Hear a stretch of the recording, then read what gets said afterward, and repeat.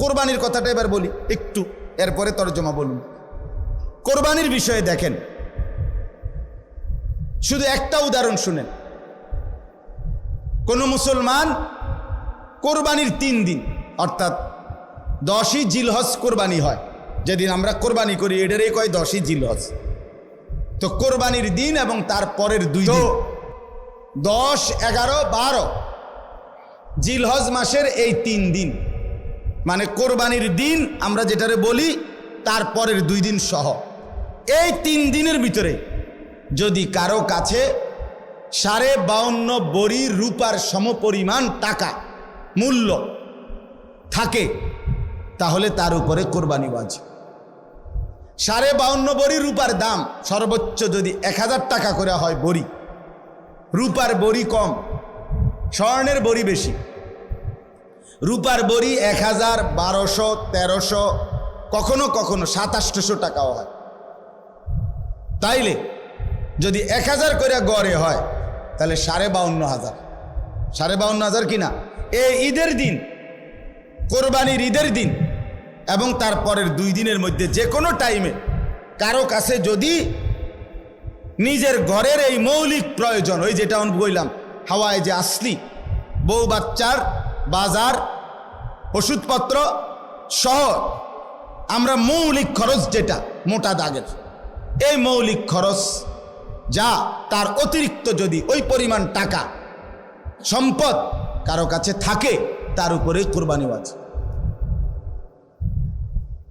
আল্লাহ রাসূল সাল্লাল্লাহু আলাইহি ওয়াসাল্লাম বলেন, যার উপরে কোরবানি ওয়াজিব হলো অথচ কোরবানি সে করলো না, রাসূলুল্লাহ সাল্লাল্লাহু আলাইহি ওয়াসাল্লাম স্পষ্ট বলছেন, ফালা ইয়াকরাবান্না মুসাল্লানা, সে যেন ঈদগাহে না আসে, সে যেন আমাদের নামাজে না আসে।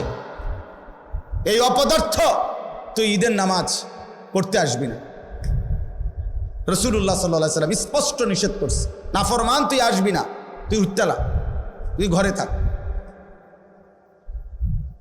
বলেন,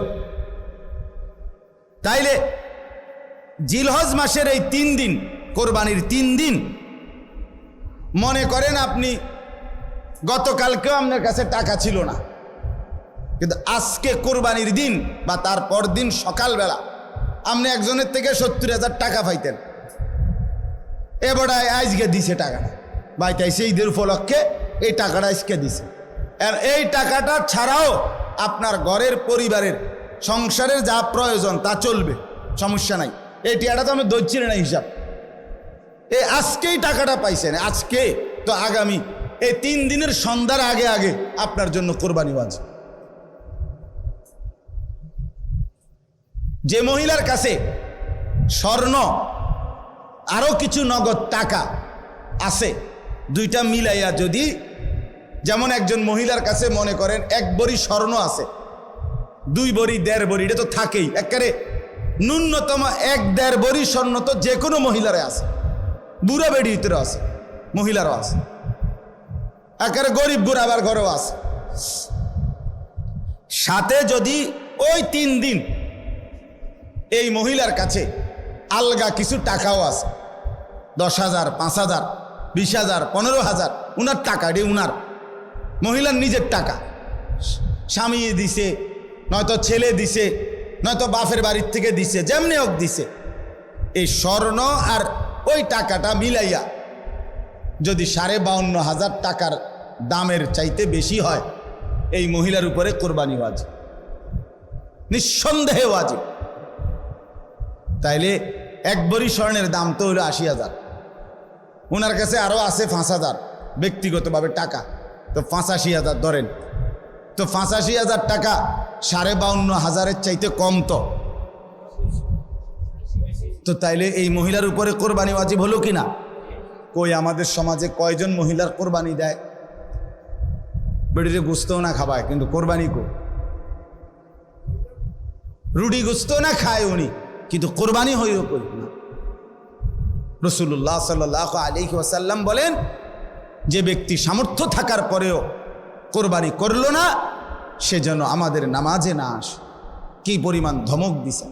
তাহলে আমি এই 2টা মাসালা আপনাদের বুঝাই, কোরবানির বিষয়ে বোঝা দরকার। আপনি মনে করেন ছেলেটা বিদেশ, অধিকাংশ মানুষের ছেলে বিদেশ আছে, তাহলে সে টাকা রোজগার করে।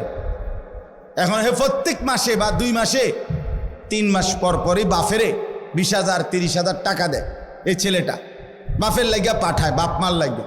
এখন কোরবানির সামনে এই উপলক্ষে ছেলেটা 30,000 টাকা পাঠাইছে, অথবা অন্যান্য বারের চাইতে 5,000 বেশি পাঠাইছে।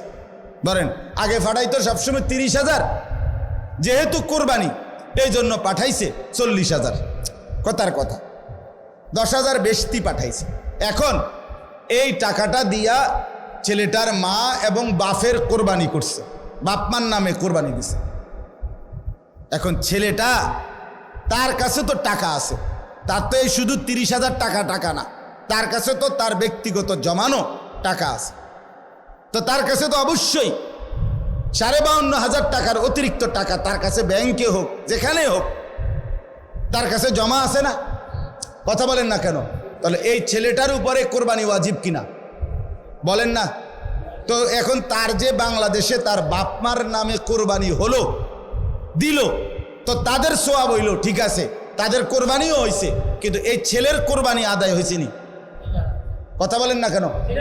তো এই 10 বছর ধরে ফুলাগা বিদেশ থেকে টাকা পাঠায়, বাপমার নামে কোরবানি হয়, তার কোরবানি? সে তো গুনাহগারী থাইকা গেল, সে তো নাফরমানি থাইকা গেল। এই ছেলের জন্য তো ঈদের নামাজ পড়তে নিষেধ করছে আল্লাহ, নবীজি সাল্লাল্লাহু আলাইহি সাল্লাম। তুই তো পাপী রয়ে গেলা। তাইলে বলেন কি পরিমাণ মুসলমান, এই চিন্তা হিসাব করিলে কত পরিমাণ প্রবাসী অসংখ্য এমন আছে যারা বাপমার নামে কোরবানি দেয় কিন্তু তার কোরবানি দেয় না। তো বলে বাপমার নামে কোরবানি দিত না? অবশ্যই দিব। বাপের যদি একটা লুঙ্গি লাগে, এর লাগে কি ফুতের লুঙ্গি কিনতো না? কথা কন না কেন? বাপের যদি একটা জামা লাগে, তো এর লেগে কি বাপের জামা আমি দিছি দেখা আমি আর খালি গায়ে আটমু নাকি? তো তাহলে এটা কথা হইল কোনো? বাপের নামে কোরবানি দিলাম দেখা, মার নামে কোরবানি দিলাম দেখা আমি কোরবানি দেব না, এটা কোন কথা? ছেলেটার দোকান অথবা ছেলেটা ঢাকা কাজ করে, চাকরি করে, যেটাই করুক, তে বাইতাইয়া তার কাছে কিন্তু টাকা আছে 60,000-এর বেশি, কিন্তু বাইতাইয়া মাতে না, তার বাপের হাতে টাকা 10,000 দিয়া দেন, আপনি কোরবানি দেন, গোস্ত না খাওন, আপনার নামে দেন, আপনি মুরব্বী মানুষ, আপনি মরিয়া গেলে আর পাইবেন কই কোরবানি? অথচ সে কিন্তু কি সামর্থ্যবান, কথা বুঝেন নাই আমার? তার কাছে টাকা আছে না, এই 10,000 টাকা ছাড়া তার দ্বারা আর টাকা নাই। তাহলে এই ছেলের উপরে তো কোরবানি ওয়াজিব, অথচ সে তার বাবার নামে কোরবানি দিল, বাবার সাথে শরিক দিয়া টাকা জমা দিয়া 10,000 টাকা বাপারে বুঝাই দিয়া শেষ। সে মনে মনে ভাবতেছে আমি তো কোরবানি দিছি, এই যে আব্বারে দিছি 10,000, তুই বেটা আব্বারে না 10,000 দিস, কোরবানি দিস কই? কোরবানি উপলক্ষে না 10,000 টাকা বাপেরে দিছ, তো তুমি তো সারা বছরই টাকা দাও, তো এখনো দিছো, এটা অসুবিধা কি? বাপমার খেদমত তুমি করবা না? বাপমারে তুমি দিবা না? বলেন কি পরিমাণ ছেলে যাদের কাছে টাকা আছে অথচ তারা কোরবানি দেয় না। বাইতাইয়ে নতুন জামা পিন্দা ঈদগাহে মুসল্লা লইয়া নামাজ পড়তে যায়, কিত্তে যাও বেউকুফ, তুই হুতাতে না থাকবি, তুই গোস্ত আনলে গোস্ত খাইবি। আরে বেটা তোরে বেটা ঈদগাহ যাইতে কইছে কে বেটা? এত সকাল ঘুমে তুটছু কিত্তা তুমি? গোস্ত রান্ধা হইলে না উঠবা, তোমার তো উড়াইবেই তোমার আম্মা। এই জন্য এটা শরীয়তের বিধান। অনেক ছেলে আছে বালেগের উপরেই কোরবানি ওয়াজিব। অনেক ছেলে আছে ঢাকা, চিটাগাং শহরে, বন্দরে চাকরি করে, ব্যবসা করে, তাদের কাছে টাকা আছে, হেতে অনুমনে করে আমি ফুলায় ন। তুমি অবিবাহিত মনে করো, অবিবাহিত হইলেও কোরবানি যার উপরে ওয়াজিব হয় তাকে কোরবানি দিতে হবে না? না বউ থাকা শর্ত? কথা কয় না, হয়তো তো এটা বুঝেই না, হয়তো মায়ের বার্তাই দেয় না এটারে, হয়তো এটা কিছুই মনে যায় না।